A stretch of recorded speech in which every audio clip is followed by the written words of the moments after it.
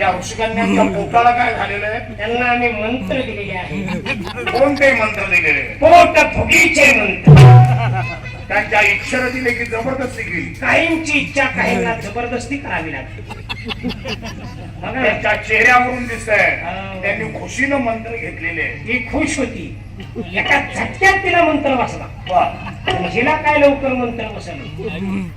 मग आम्ही दोघांनी संगच मंत्र घातला. तेव्हा कुठं हे डबल ऋषिकन्यांनो, तुम्हाला काय दान पाहिजे? गुरु सेवा. म्हणजे गुरुंची सेवा तुमच्या हातून घडावी अशी तुमची इच्छा आहे. तुम्हाला गुरु सेवा दान दिलेली आहे. या गुरु पडाले त्यांची. या आपण सर्व ऋषीमध्ये बाल बच्चू महाराज. आपल्याला काय दान पाहिजे? दान पाहिजे. विद्यादान. ठीक आहे, तुम्हाला विद्यादान दिले. या आपण सर्व ऋषीमध्ये पांढरे फेक ऋषी. आपलं नाव धर्म ऋषी. धर्माचं पालन करणारे धर्म ऋषी. आपल्याला काय दान पाहिजे? आम्हाला धर्मदान पाहिजे. म्हणजे जग बुडालं तरी चालेल, परंतु धर्म बुडता कामा नये.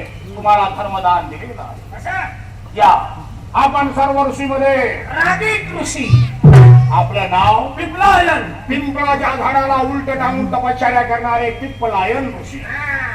पिंपळाच्या झाडाला उलट टाकून तपश्चर्या करायची.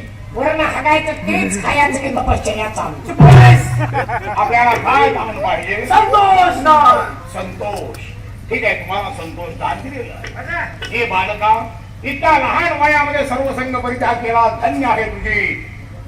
कोण? तुझं नाव काय? माझं नाव नाशिक आहे. नाशिक आहे. इतक्या लहान वयामध्ये संन्यासाश्रम ग्रहण केला. कोण? तुला काय दान पाहिजे? मला माता पिता दान पाहिजे. माता पिता. अरे, कोण असतील याचे माता पिता आणि कोण असेल याचा राजा? प्रजेचं पालन करणारा असतो राजा. तुला माता पिता दान दिलेला. या तलवारीकडे पाहिलं की असं वाटतं दुश्मनांच्या मुंड्या सपासप खडा वेगळ्या कराव्या. तुम्हा दोघांना काय दान पाहिजे?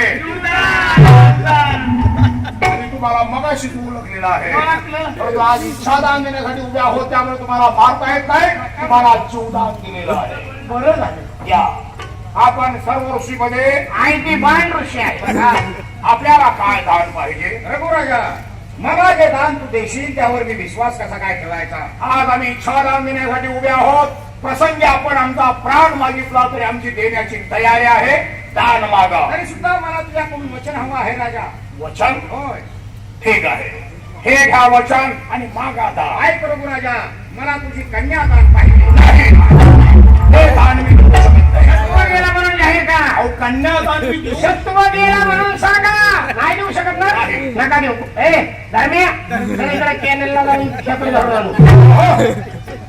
अहो, मला तिथं कन्याच नाही तर मी दान देणार कशी? अरे रघुराजा, तुला होणारी कन्या दान दिली असं म्हणायला काही हरकत आहे का? धर्म ऋषी, आपण धर्माचं पालन करणारे आहात. मला कुठल्या धर्म संकटात फसू देऊ नका. तुमच्या शब्दाखातर मी कन्यादान द्यायला तयार आहे. मी कन्यादान दिली. मी कन्यादान दिली. मी कन्यादान दिली. बाबांच्या चरणी प्रणाम.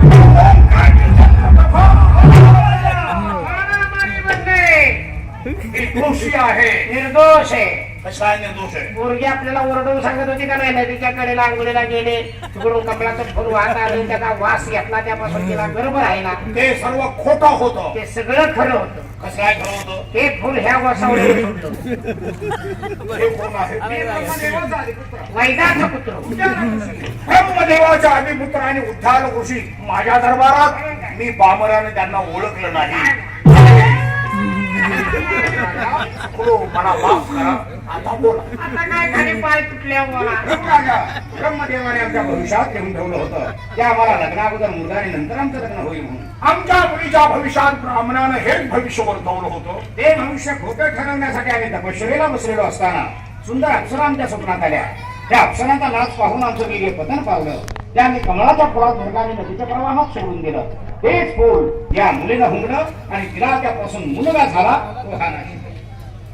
तरी तरी सुद्धा तिला लग्नाच्या अगोदर मुलगा झालेला आहे म्हणजे ती अपवित्र आहे. पवित्र आहे. कशा पवित्र आहे? मुलगा नाकातून झालेला आहे, बाकीची जागा पवित्र आहे. काय विचारलं तुम्हाला? अरे कारण नसताना त्या ब्राह्मणाला आम्ही अंधार कोठडीमध्ये बंद केला. शेवट त्या ब्राह्मणाला अंधार कोठडीतून बाहेर काढणं. ए, त्या काकाला सोडा, येऊ द्या बाहेर. अरे त्या ब्राह्मणाचं भविष्य खरं ठरलं ना, आम्ही त्याला इनाम देणार आहोत. ब्राह्मण काका, तुमचं भविष्य खरं ठरलं म्हणून तुम्हाला आम्ही 12 गावं इनाम देणार आहोत. 12 गावाला एक न्हावी द्या. कशाला? 12 वर्ष ह्याची अवस्था काय झाली बघा. नाही, वाईट डोक्याची केस वाढली, वाढली. गाडी वाढली, अजून कुठं काय वाढले काय. ब्राह्मण काका, तुमच्या भविष्यवाणीप्रमाणे आमच्या मुलीला लग्नाच्या अगोदर हा मुलगा झाला आणि आता हे ब्रह्मदेवाच्या आदिपुत्र उद्धार ऋषी आणि आमची मुलगी चंद्रप्रभा या दोघांचा शुभ विवाह तुमच्या शुभास्ते लावून द्या. शुभ